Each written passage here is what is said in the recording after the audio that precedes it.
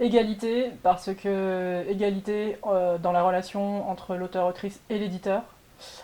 Égalité, parce que égalité de rémunération entre les autrices et les auteurs, ça aussi c'est important. Égalité, parce qu'on a juste besoin d'être tous au même niveau et qu'il faut qu'on nous respecte aussi pour ce qu'on est, c'est-à-dire qu'on est à la source de la chaîne du livre et qu'on fait vivre plein de gens dans ce milieu-là. Donc voilà, il faut aussi qu'on nous respecte par rapport à ça. Administratif, parce que on passe énormément de temps à essayer de comprendre un système complètement flou, que en ce moment, on nous demande des indemnités journalières de retard pour le 31 janvier 2020, avec, en fait, on aurait dû, enfin, oui, pour le 31 janvier 2020, alors que nous sommes le 29 janvier, donc en gros, ils viennent d'inventer les indemnités de retard en avance. Voilà, merci l'URSSAF. Le temps, l'attente, la vulnérabilité, l'instabilité de notre métier, le temps entre le fait qu'on pense à un projet, qu'on le monte, qu'on le propose. Moi, je suis scénariste en plus, donc on trouve un dessinateur, que le contrat arrive sur la table. Des fois, ça met des mois. Pendant ce temps, qu'est-ce qu'on fait? Comment on mange? Comment on paye le loyer?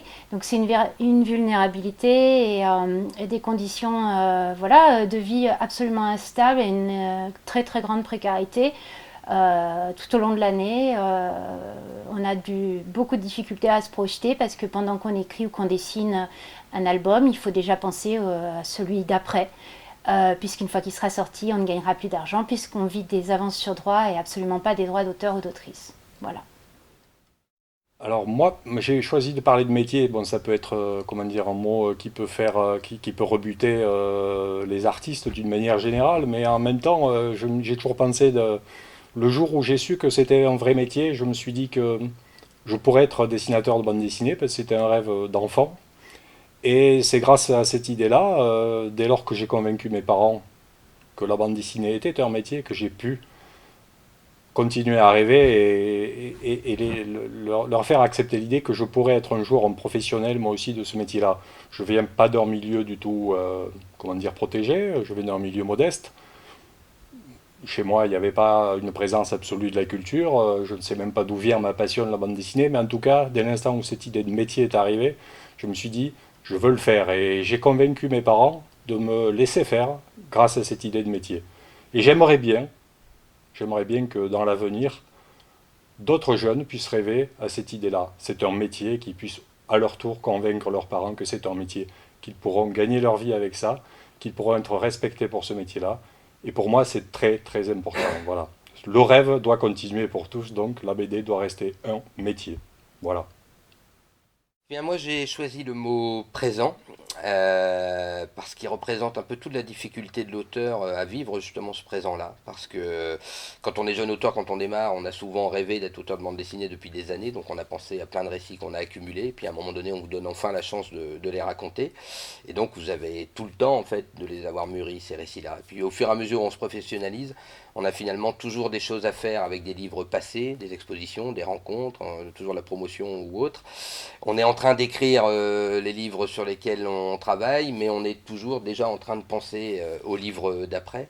Et c'est un peu toute la difficulté d'apprécier en fait au présent ce qu'on est en train de faire, de s'y immerger totalement sans être parasité justement par le futur.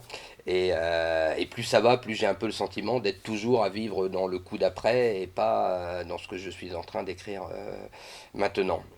Voilà, c'est ainsi si je pouvais avoir un peu de temps entre chaque album pour poser, justement vivre ce présent et penser seulement au récit futur et prendre tout le temps pour ça.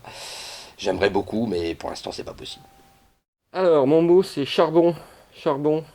Les auteurs de bande dessinée sont considérés comme le charbon dans l'économie de l'édition, si ce n'est que le charbon dans la bande dessinée, il a une voix, il a un esprit, et il a surtout un esprit de corps. Enfin, on souhaite qu'il ait un esprit de corps, et le charbon il ne dit rien, et les auteurs vont commencer à bouger, parce que depuis quelques années, on subit un assaut de, de, de, de- de mauvaises nouvelles de part et d'autre, que ce soit au niveau social comme au niveau éditorial.